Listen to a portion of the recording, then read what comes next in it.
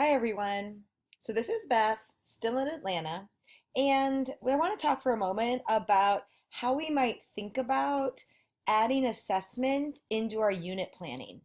If you watched Erica's screencast, you saw that what she was talking about was through a day where in her reading or writing workshop, she might have assessment opportunities to see what's going on with students. And Chris Tovani talked to us a little bit last week about what it might mean to think about assessment through a unit or even throughout her grade book or certainly daily, what is she doing that students are getting points for, and what is she doing daily that might be assessment? So I want to talk for a moment about what it might look like to think about a unit of study or a mini unit that we might teach students. And specifically, we're just going to talk about writing, but this could go with a reading unit or anything else. But the task here that Erica and I are asking you to do is to think about your planning. And just like we intentionally plan for what we might teach, what students might read, what students might write, let's go ahead and thread in the assessment that might be involved as well. So on your page right now, what we see is a blank unit planning sheet. And yeah, I know it's blank because I want you to notice that at the top here, we're thinking about our mini unit or our unit of study or our whatever it is that we're teaching. And there are essential goals or our standards that we want students to meet. And there are other goals that we want students to meet. We might think about issues that we need to teach, possible extensions. And then we might think of exactly the order of teaching.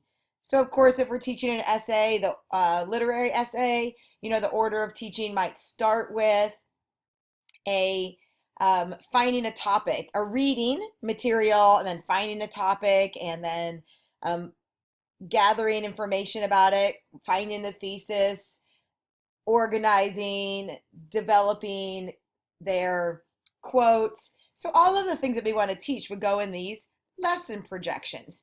And this is what we do pretty regularly as teacher planners. But I'm going to scroll to the next page, which is kind of one of my favorite parts of this unit planning sheet. And that is right here. You see that we have assessment checkpoints. As I'm planning my writing unit, I might think, where should I stop and check? Where do I want to make sure they're on track before they get too far? And I know these in my gut, I know these in my head. Sometimes I might just be waiting for them, but I really want to plan out intentionally, where do I need to check on everyone? So, for example, in a unit like a literary essay, I might want to make sure they are on track with their thesis statement and what they're going to say before they go farther, because I'll have an idea of whether they can or can't write an essay about this. So I might type in their assessment checkpoints, then I might type in and check their thesis statements. And I actually want to think about where we are going to do it and then when and how. So thinking and planning ahead lets me do that within a unit planning sheet. I just want to call out that this unit planning sheet is a modified version from a planning sheet from Matt Glover and Mary Alice Berry. They did the hard work of coming up with this basic structure, and at the writing project, we just added some parts like the assessment checkpoint. I want to show you another example. In this example, this is a unit that's written out on the Letters to the Next President website, a partnership with the National Writing Project. And here's another way that you might incorporate formative assessment along the way.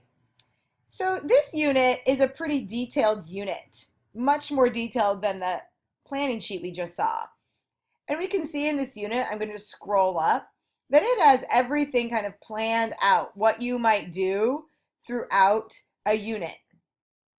And you see these yellow boxes here? In here, you can see that formative assessment opportunities are thought through throughout the unit. For example, at this moment's a good checkpoint to be sure students are on track. We can check for all possible outlines of students to make sure that they have what they need before they move on.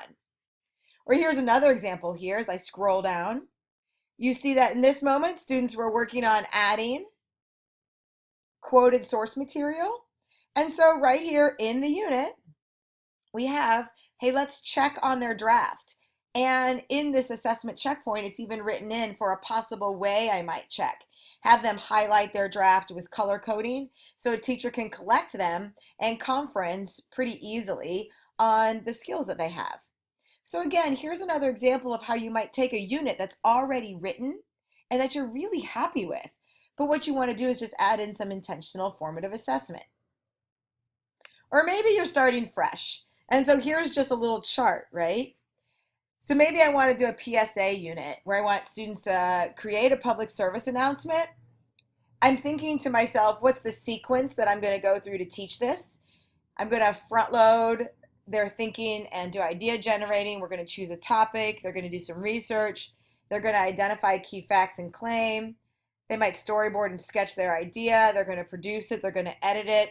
You know, a basic teaching sequence writing process. Over here, I start to write my instruction.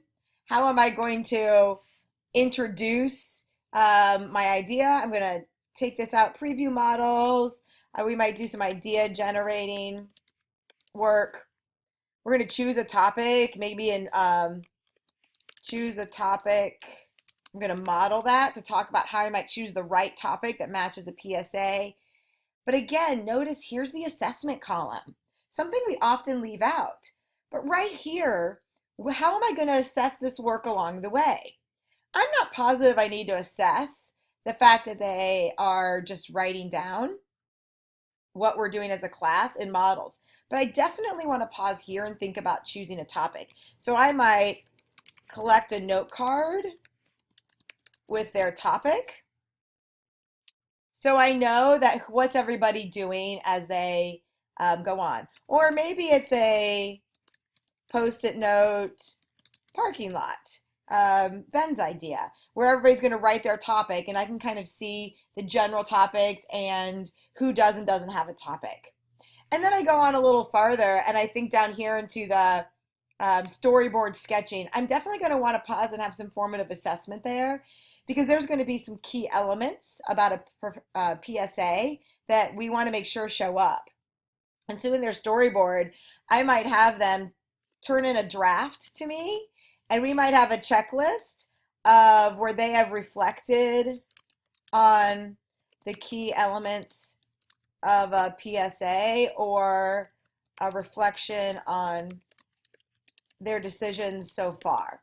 So what ideas and images they're going to use, what's the angle, what words are going to go on the page. So we might, I know I'm going to assess in that moment and I'm going to collect a draft of their storyboard with their reflection on it so I know what help they need. So this screencast is really to say there's lots of ways to think about how I might add formative assessment to a unit. So again, Erica showed you how assessment shows up through her day. Tavani showed you how she plans assessment throughout a week or a unit or with a learning target. And these models show you how you might have a unit of instruction that students are going to learn things and we're going to teach things in our classroom. And what does that look like if we add intentional assessment checkpoints along the way? So that's something you could do. Create a unit with intentional checkpoints. We are so looking forward to seeing how assessment is going to be started to be threaded throughout your instruction. So good luck unit planning.